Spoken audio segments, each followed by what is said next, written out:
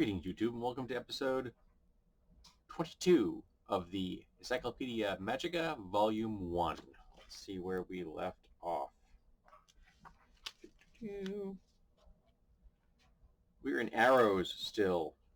I think we went, did we go up to P, Arrow Pursuit? Yes, let's say we ended at P. That sounds like a good logical place. It said the Arrow Pursuit. An Arrow Pursuit is a +3 to hit to damage. When shot from a bow, the arrow unerringly seeks out the living being with the greatest number of hit points within its range, then heads for that individual, no matter what the original target. Oh, by the way, it was 85 XP and 500 GP. That sounds really low cost for that particular power. In addition, if the arrow misses on its first pass, it returns to the falling ground after a long curved flight and attempts to hit the target at a +1, +2. So yeah, it goes down. That's powerful for that price point. 500 GP. Oh, and the way they used to give away magic items in first and second edition, it was not hard to find things regularly. Remember, there was one. It was like it was in the one of the giant modules, where it was literally like a torch on a wall. It was an illusion, but it was a magic item, just like on the wall, just randomly. And I don't think the giants knew it was a magic item. It was just weird. Okay, we have the Quarrel of Biting. 3 versions: acid, normal, and poison. The normal is 100 XP, the other two are 150, and the GP is 300 for the normal and 400 pop for the acid and the poison. And again, that's a low ratio cost in this supplement. I mean, I guess you call it a supplement. Most of the supplements ratios have been at least like 5 or 6. Weird. And this is from the Ruins of Underdark. This rare, well, it's not rare, it can't be that rare at this price point. This rare type of magic crossbow bolt does 1d6 damage when striking, turning into a small winged snake upon impact. Somebody ripped that off of Conan. Or was this before Conan? Is this before Conan? I'm not sure. The snake immediately hits and bites for an additional 1d4 plus 1 points of damage, and then flies about the other 2 rounds, biting at the same target before dissipating into a plume of harmless smoke. The snake damage can be vulnerable to +1 items, so it's a magic snake. Such snakes are unintelligent and uncontrollable by magical means because of their stats. The quarrels of biting are more common in eastern and southern lands of the realm. So this is what you're supposed to like the India, China regions, I guess. A little bit of Asian bias there. I guess your assumption is you're in Europe. Murmurs persist across Faerun of poisonous and even acid-spitting specimens of these items. Okay, well, that's weird. I don't remember Faerun having those particular vibes. Because I thought Faerun was like the southern continent was more tropical. But I never got a vibe that it was particularly, I guess, tropical snakes. I don't know about the eastern bit though. Okay, then we have the a red, it's just called red, from the kingdom of Nithya.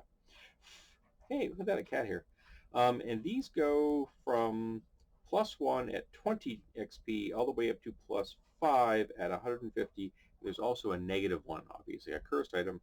And the GP cost is 120 for +1 and 900 for +5. But a cursed one still costs 50 gold pieces, because apparently you can like slip that into somebody else's quiver or maybe make their lives miserable.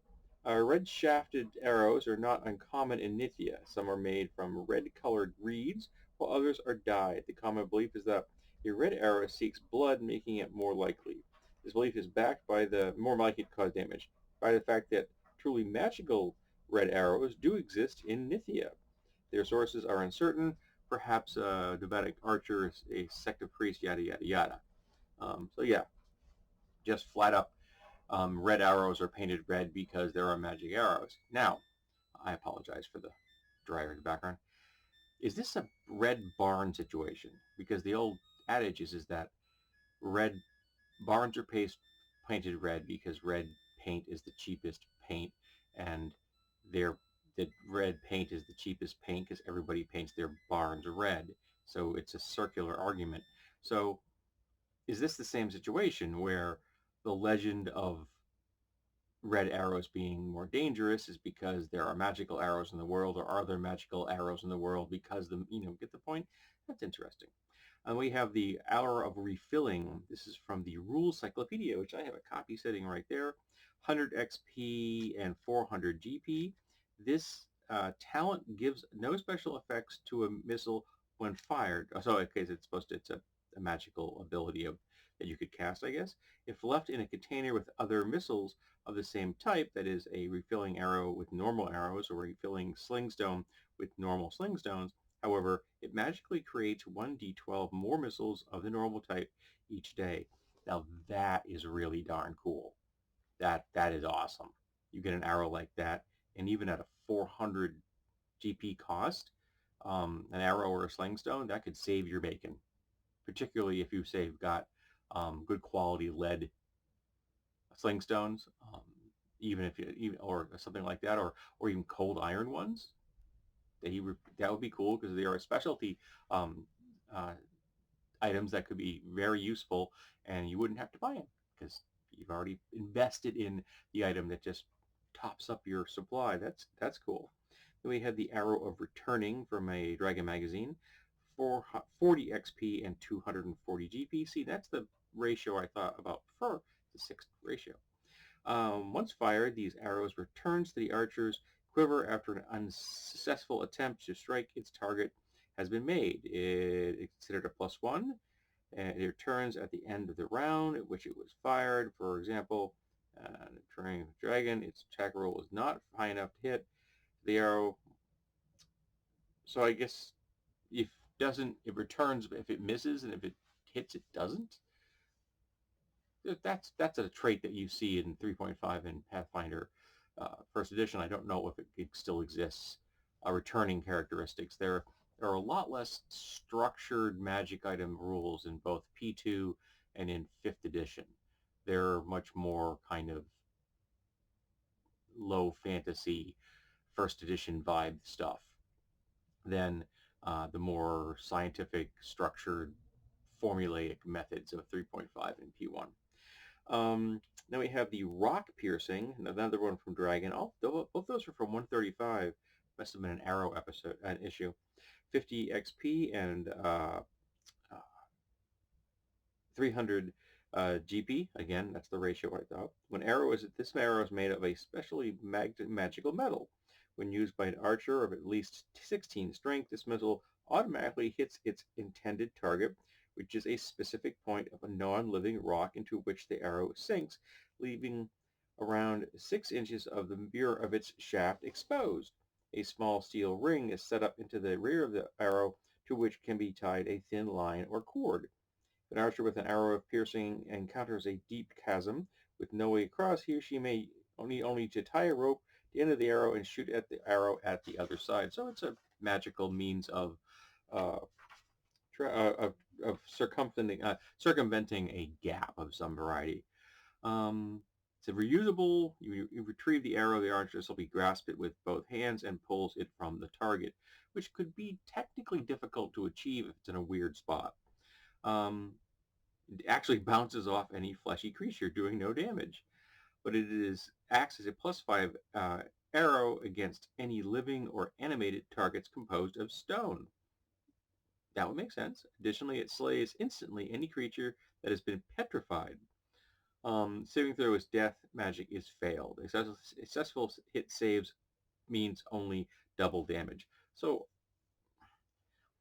I can kind of get the vibe there, going after iron golems. I mean stone golems, and there's a number of other stone-based creatures. I can say gargoyles would probably count too.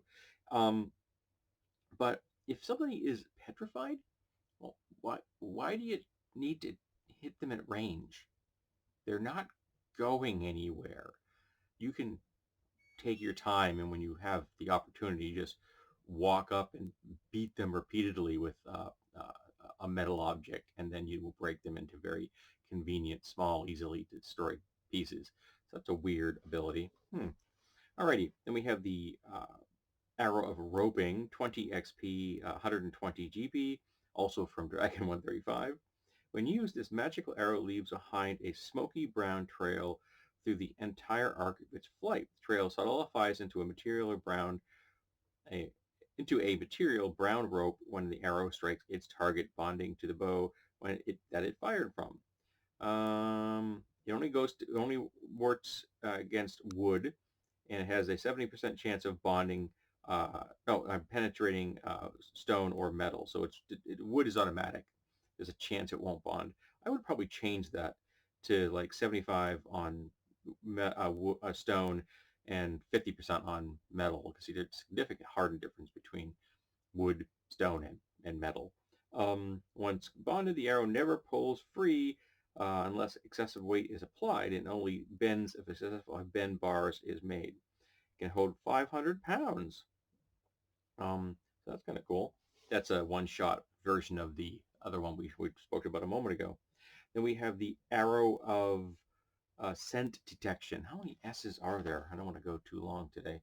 How many S's are there in this section? Wow, there's S's are really popular. We're not going to be getting through all the S's today. We'll probably go to the end of we'll finish this page, and we'll probably end it before we get to the next one. We have the Arrow of Scent Detection, 20 XP, 120 GP. This arrow allows its user to smell odors from the location at which the arrow lands, similar to the Arrow of Clairvoyance and Clairaudience. This ability is activated by uttering the command word scent and shooting the arrow. The archer can then smell odors around the arrow's location by plunging his nose and plugging his nose. In so doing, the archer is able to breathe normally, inhaling air from the arrow's location. One major drawback of the arrow's use is that poisonous or harmful gases may be inhaled in this manner, affecting the archer as normal. The arrow is entirely buried in water or mud. The archer user can cough and chokes. Okay, you're sucking water in. Only odors within 30 feet of the arrow may be inhaled and sensed. Few archers use these arrows, but some rangers and scouts have detected monsters with special arrow scents. Now, they mention water.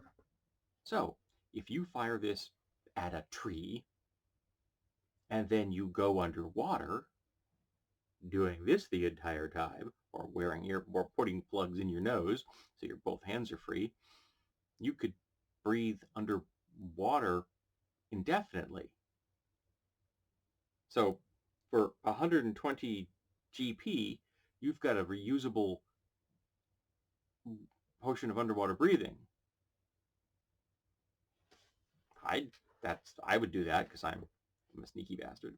Then we had the Arrow of Screaming, Encyclopedia, D&D Rule Encyclopedia, 20 XP and 120 GP.